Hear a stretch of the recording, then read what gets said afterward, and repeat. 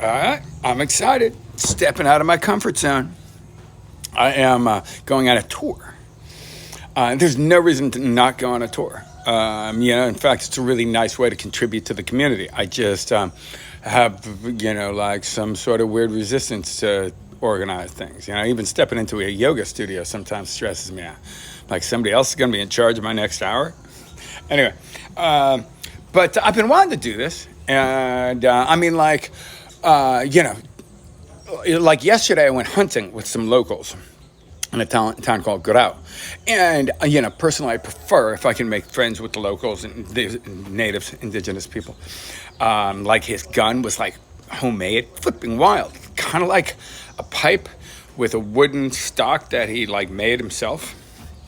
We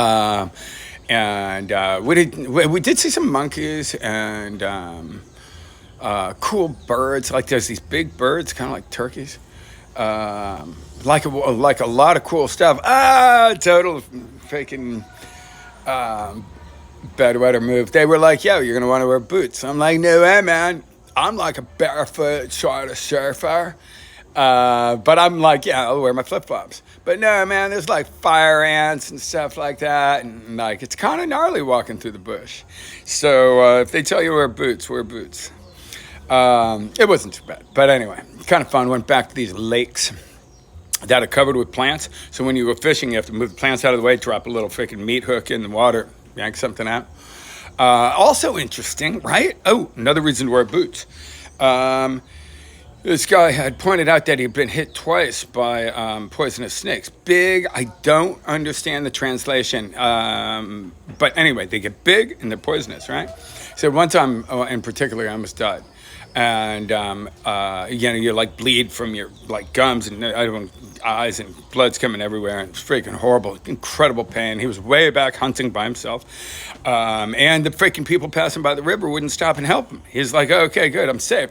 No, they wouldn't flipping stop. Oh my God. He finally gets back to his village.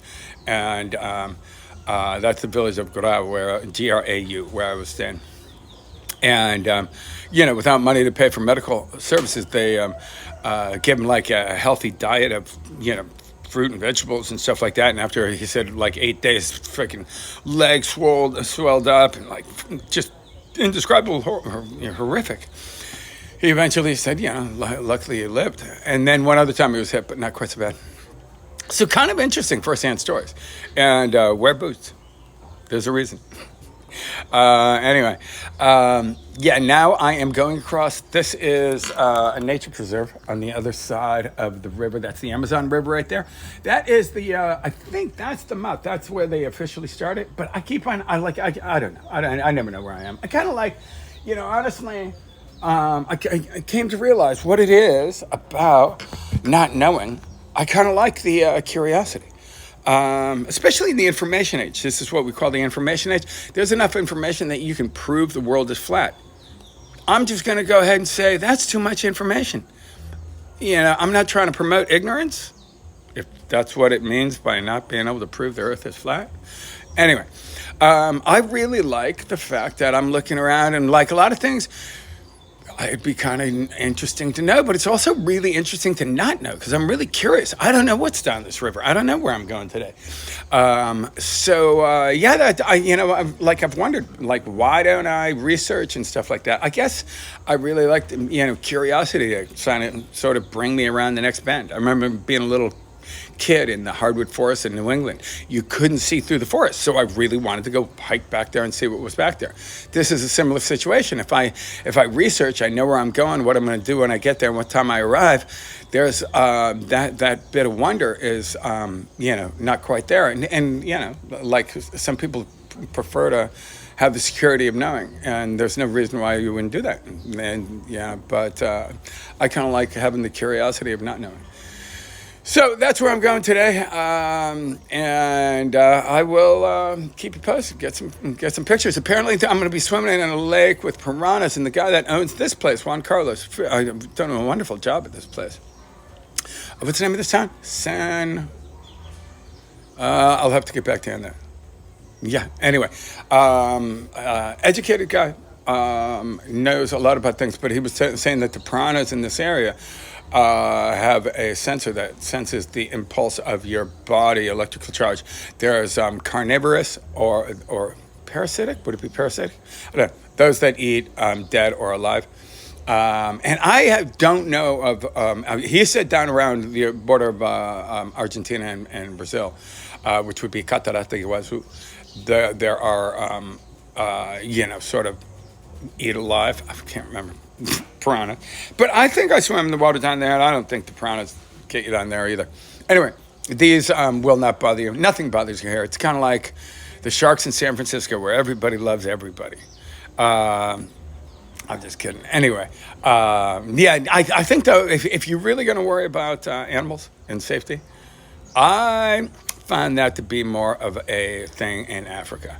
Like Zimbabwe, everything wants to kill you. Like the Asian elephant, it's cuddly, nice, right? African elephant stomps you. What a way to go! Oh, so depressing. The number one killer in Africa, the hippo. The owner of the river company that I was working with got chomped twice by a hippo, like his whole torso in the freaking hippo mouth. Lost his arm, lung. There's a story in the New Yorker called Terror on the Zambezi, I believe is what it's called, and that's about that story.